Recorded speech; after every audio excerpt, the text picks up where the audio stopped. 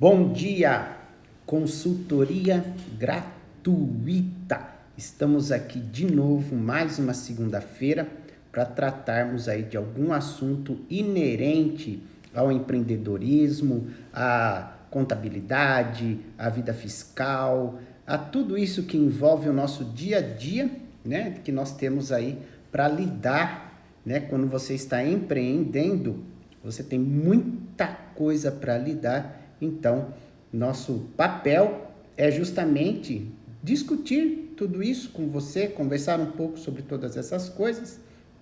E o assunto desta semana, aqui, desta segunda-feira, é bem pertinente, na verdade é bem preocupante, inclusive, tá?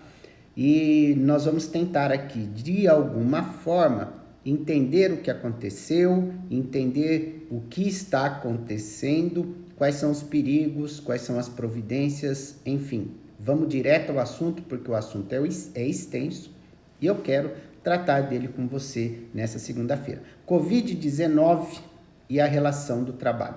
Por que resolvemos falar um pouco sobre esse assunto?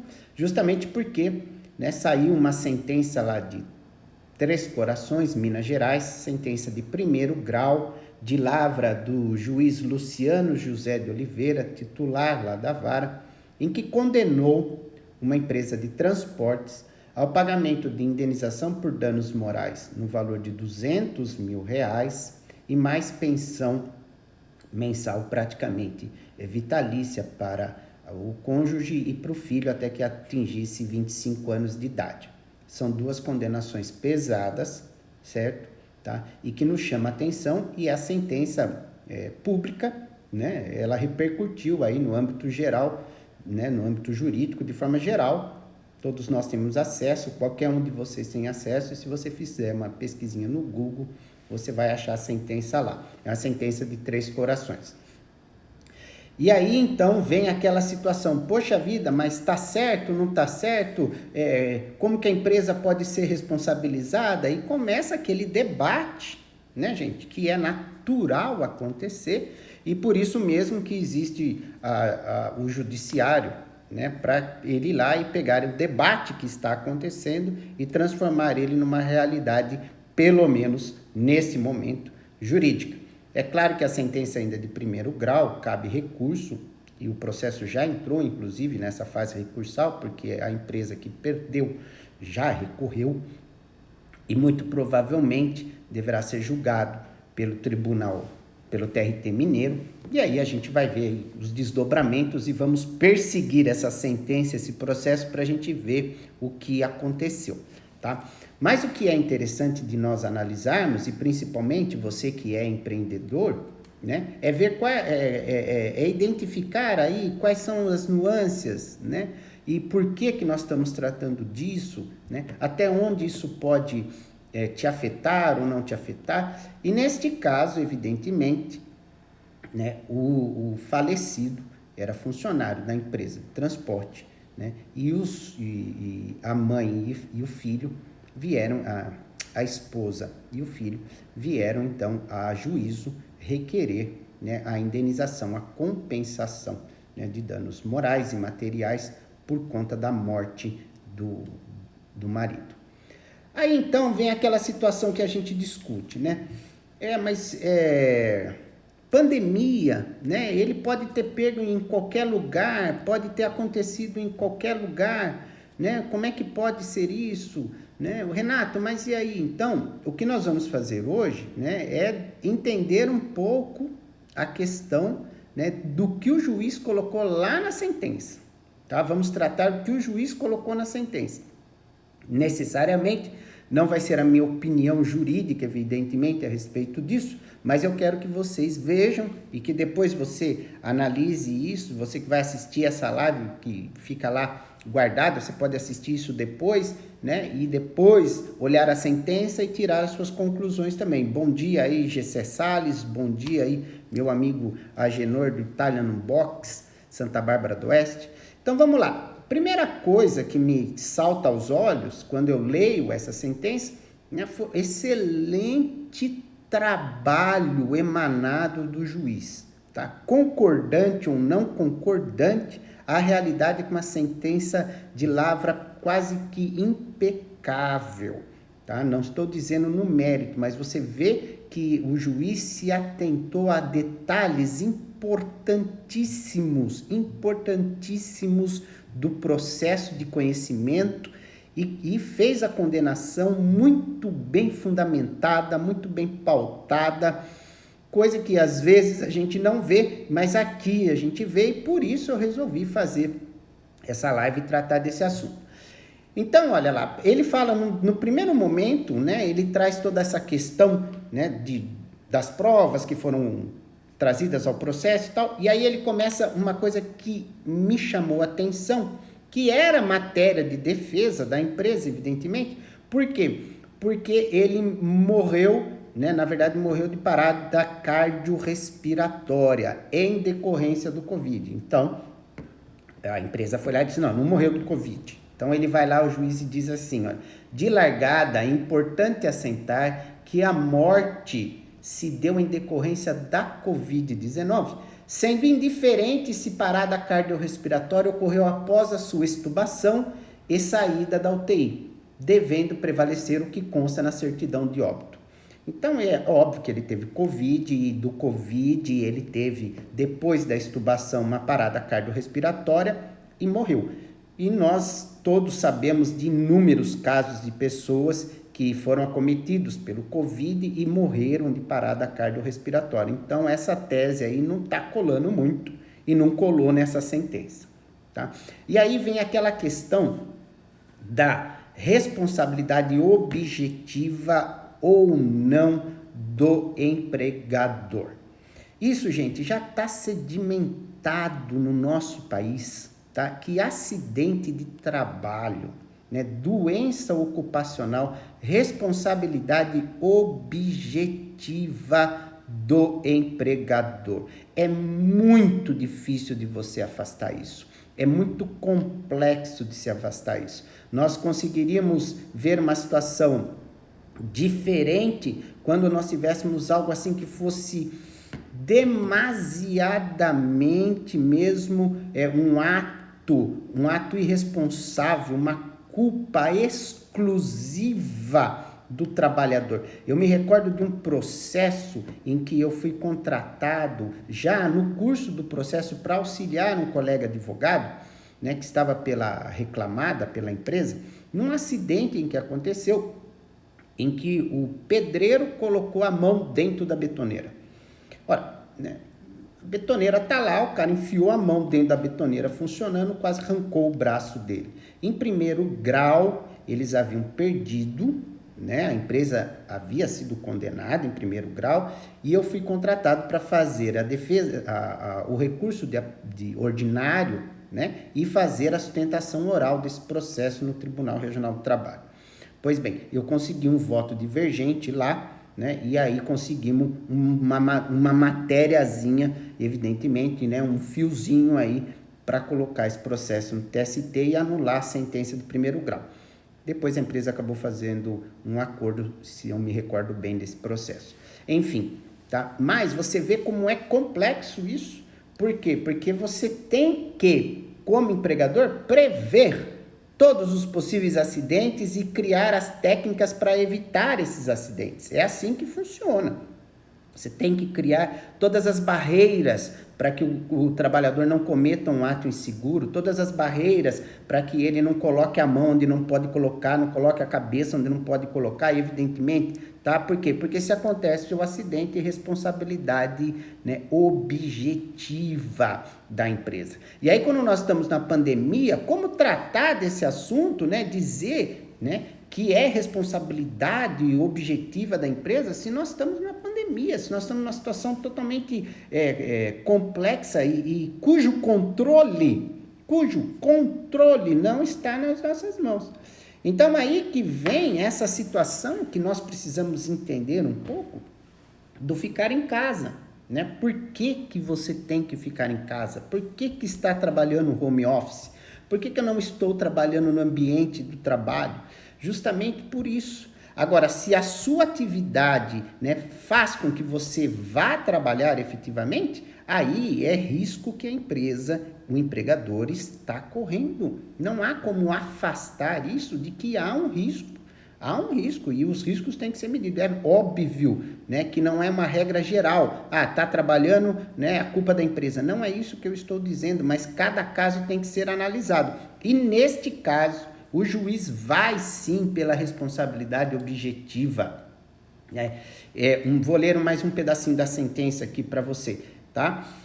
É consabido que acidente do trabalho é aquele que ocorre pelo exercício do trabalho a serviço da empresa, provocando lesão corporal ou perturbação funcional que cause a morte ou a perda ou redução permanente ou temporária da capacidade para o trabalho. Ele vai lá e define, então, o que está lá na lei 8.213 de 91, mas ele continua.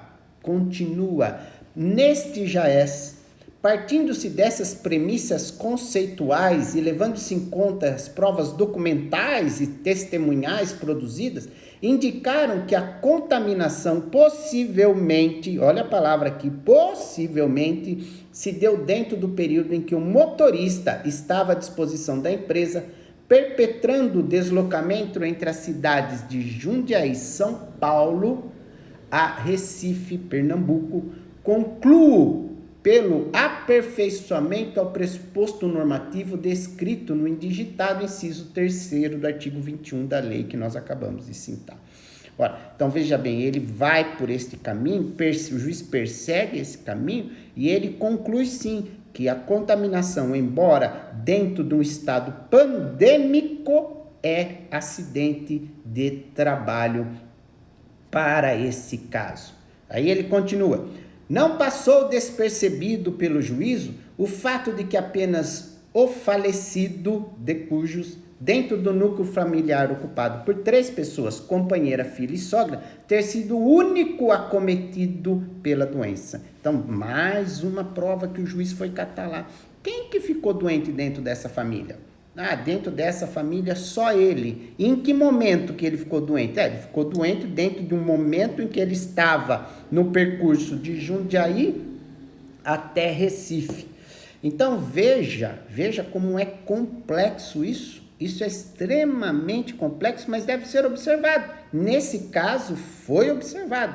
O juiz traz essa construção dentro do processo e imputa a responsabilidade para a empresa. Então, vamos imaginar assim, vamos imaginar esse cenário aqui, né? Ele tem que trabalhar. Então, ele sai de uma determinada cidade e vai até outra cidade, que é o destino dele. Durante esse período, longo período de viagem, evidentemente que ele vai parar em postos de gasolina, ele vai pernoitar, ou vai pernoitar na cabine, ou vai pernoitar num hotel, né? Mas vai pernoitar, vai ter que usar um banheiro. Eu sei, você sabe, todo mundo sabe que não há, né, fora da pandemia, a gente já sabe que posto onde motorista de caminhão para, não tem uma higienização, né, regular, aquela coisa, né, super limpo, super higienizado. Ao contrário, muitas vezes as situações são até precárias, né? A condição que esses cidadãos, trabalhadores se submetem, né, é precário, né? E imagina isso, né, somado à pandemia. Então, dizer que a empregadora não tem ciência da precariedade que acometeria provavelmente, né, o trabalhador, é complexo, e é por aí que o juiz vai, entendeu? Ele vai justamente, né, nessa linha. Ele deixa bem claro, olha como ele coloca essa situação. Ele coloca lá, olha, na ótica deste juízo, continuar com a obrigação de trabalhar fora de casa, independentemente da natureza da atividade, em um contexto pandêmico, constitui por si só um agravamento dos riscos.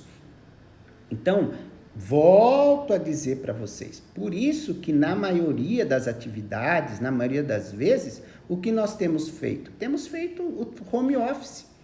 Porque você está trabalhando, eu, por exemplo, estou aqui fazendo essa live no meu escritório, né? Tem várias pessoas aqui ao vivo, e alguma delas eu conheço e sei que elas estão trabalhando no home office também, né? Então vamos pensar assim, olha, eu estou trabalhando home office, mas eu fui contaminado pelo Covid em home office, trabalhando, tá? Mas aí qual é o papel da empresa dentro desse cenário?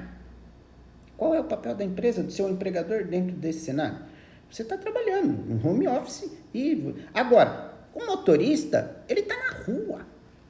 Ele estava na rua, né? Ele estava na rua. Então, é complexo de você não olhar para isso e ver, né, uma provável, né, responsabilidade. Foi aí que o juiz, né, nós estamos falando da sentença, não estou dando, né, a minha opinião pessoal e profissional a respeito do assunto, mas nós estamos lendo a sentença e vendo aí que o juiz vai por essa linha de responsabilização. Até para casos generalizados, o juiz acabou de citar isso, porque ele diz, olha, num contexto pandêmico, constitui por si só um agravamento dos riscos. Então, né, a pessoa está trabalhando fora de casa, está sim, né, com agravamento dos seus riscos. E aí, quando ele chega nesse momento da sentença, né, e ele faz um parágrafo muito bem feito, né, no que diz respeito à responsabilidade, então, tá, objetiva do empregador. Eu vou ler mais esse parágrafo para você.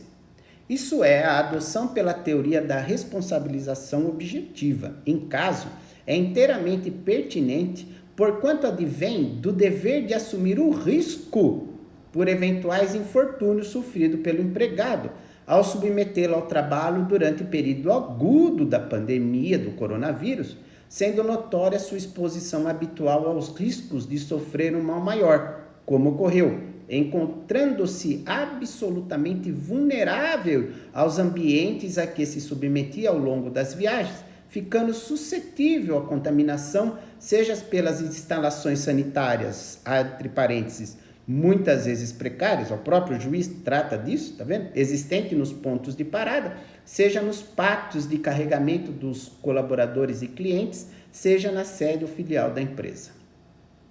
A prova testemunhal revelou também que o caminhão guiado por X poderia ser conduzido por terceiros, manobristas, que assumiam a direção nos pátios de carga e descarga, e tal situação certamente aumenta o grau de exposição, sobretudo porque não consta nos autos demonstração de que as medidas profiláticas de sanitização de ambiente, no caso da cabine, eram levadas a efeito todas as vezes que a alternância acontecia. Então aqui tem uma situação bem interessante. Você vê que o juiz, pelas provas que estão nos autos, ele diz, olha, fica claro, né, que ele estava submetido a uma condição de risco maior. Por quê? Porque ele precisava, né, se utilizar, né, dos banheiros, dos pontos de parada para alimentação, e esses pontos, muitas vezes, suas instalações são precárias, o que aumenta o risco. Então, o empregador sabe que ele vai estar dentro desse caminho, né? Então, é aí que o juiz se pauta, fala, você sabe, é risco do seu negócio, você colocou o cara na rua, certo? Tá? Sabendo que existe isso, é isso que o juiz está dizendo com essas palavras, né? Com esse juridiquês muito bem escrito, inclusive, já até elogiei aqui, né? Mas ele coloca isso. E aí, depois vem um ponto que traz bastante observação minha, né? A questão de que de acordo com o juiz, provas nos autos, pelo menos aqui pela prova testemunhal, certo? De que havia uma alternância da pessoa na cabine. Por quê? Porque quando ele chegava com o caminhão num determinado lugar, alguém fazia as manobras do caminhão dentro daquela empresa onde ele parou, por exemplo, daquele ponto onde ele parou. Não era ele que fazia a manobra. Então, se ele estava alternando a pessoa que ficava dentro da cabine, poderia haver maior risco de contaminação e não haviam, então, provas claras, de acordo com o juiz, certo? De que existiam todas as medidas preventivas aqui. A empresa alega que dava EPI, que deu álcool, né, mas não álcool e máscara, mas enfim, não diz, de acordo com o juiz, não diz no processo se o álcool era o suficiente, né? Então, imagina, né, deveria ter realmente uma higienização mais complexa da cabine, se terceiros utilizaram dela, né? Não só o álcool em gel na mão do trabalhador, mas provavelmente, né, um pulverizador lá para fazer uma descontaminação maior, vamos dizer assim, né? Que é o que a gente faz quando a gente entra no mercado e pega o carrinho de compras lá, né? Você vai entrar lá, o cara vem, passa álcool no carrinho, enfim, né? A gente acredita que isso é o suficiente, não sei se é, certo? Mas fazemos isso acreditando que isso seja o suficiente, então é nisso que a gente pensa. Tá? Mas o juiz vai, então, nesse sentido, né? E diz, olha, não tem, é risco da empresa. A empresa coloca o trabalhador numa condição mais vulnerável.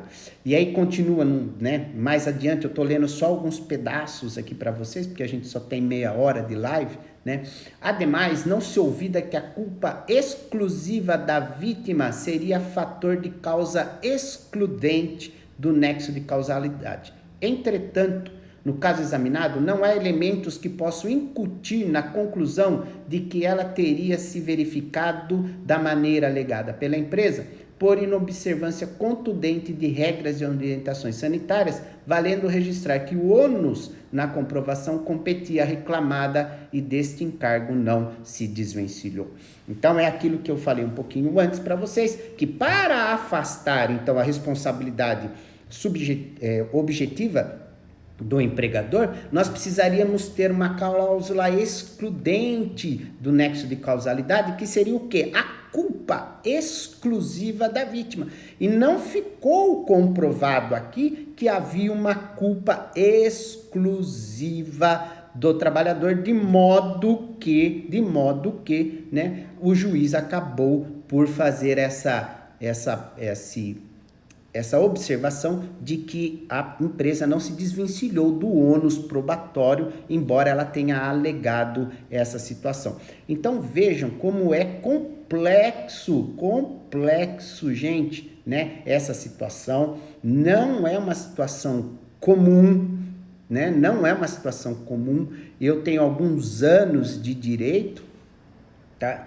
Mas eu nunca imaginei que nós íamos passar por uma pandemia, né? E se você pega a nossa literatura, nós não temos muitos casos, né, de jurisprudência a respeito, né, de pandemia e relação do trabalho no nosso país. Então, nós estamos navegando por um momento, digamos assim, um pouco complexo, por conta daquilo que nós não sabemos exatamente como os tribunais vão decidir daqui por diante. Mas o que a gente sabe é que, né, a contaminação, se for no local de trabalho, é responsabilidade da empresa, certo? Tá?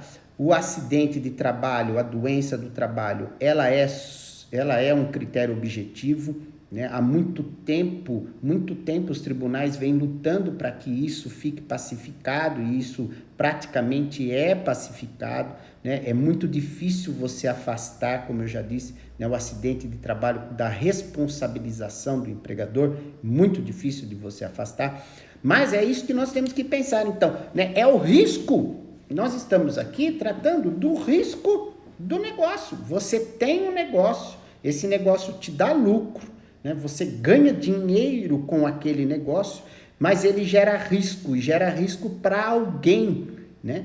E para quem gera risco aqui no caso dessa sentença? Gerou risco para o trabalhador, quando a empresa, então, determina que ele saia de uma cidade e faça viagens longínquas aí, né? Colocando-o, de acordo com a sentença, né? Expondo, né? O juiz faz até um comparativo, fala, olha, ele está numa condição diferente dos demais trabalhadores da empresa, né? Por quê? Porque os trabalhadores que estão, né, em home office, ou os trabalhadores que estão no administrativo, ou seja, os trabalhadores que não estão na rua, estão numa condição mais favorável, né, menos suscetível de serem contaminados.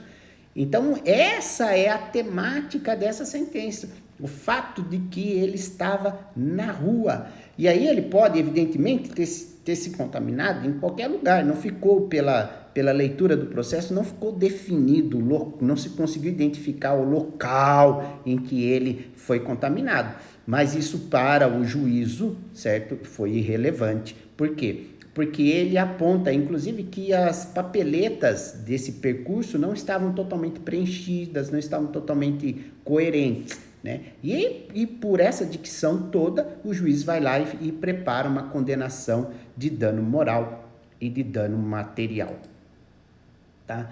Então, o que eu queria tratar hoje com vocês é justamente isso, né? Nós somos empreendedores, nós temos o nosso negócio gera lucro para nós, mas nós precisamos estar sempre, né, preocupados com a nossa equipe, preocupados com os nossos trabalhadores, preocupados com aqueles que estão junto conosco todos os dias, né? A maioria dos trabalhadores, aqueles que podem ficar em home office, coloque a sua equipe em home office, né? Dê um jeitinho aí das coisas funcionarem, né? Não foi fácil, eu tenho uma equipe grande, não tenho uma equipe pequena, né? Mas não foi fácil colocar toda a equipe de home office, mas nós colocamos, né, 98% da equipe em home office.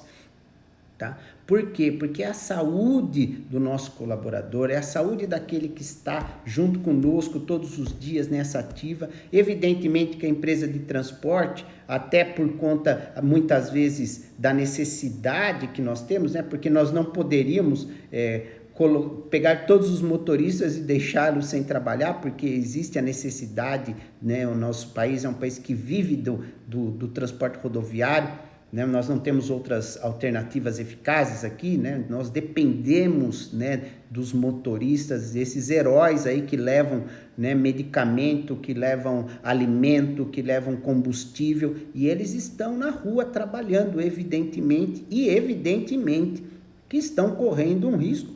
Porque se nós falamos tanto, né, de ficarmos em casa, é óbvio que aquele que está na rua está correndo um risco maior. E foi aí nesse sentido que o juiz acabou chegando aí nessa condenação de dano moral e dano material em razão da vítima fatal do Covid-19.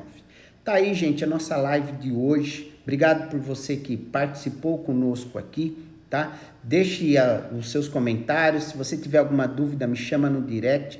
Nossa intenção aqui é todas as segundas-feiras tratarmos de algum assunto que seja pertinente ao empreendedorismo, que seja pertinente ao mundo contábil, ao mundo jurídico, ao mundo fiscal, enfim, alguma coisa que possa ajudar você, né, no dia a dia, na administração do seu negócio, tá?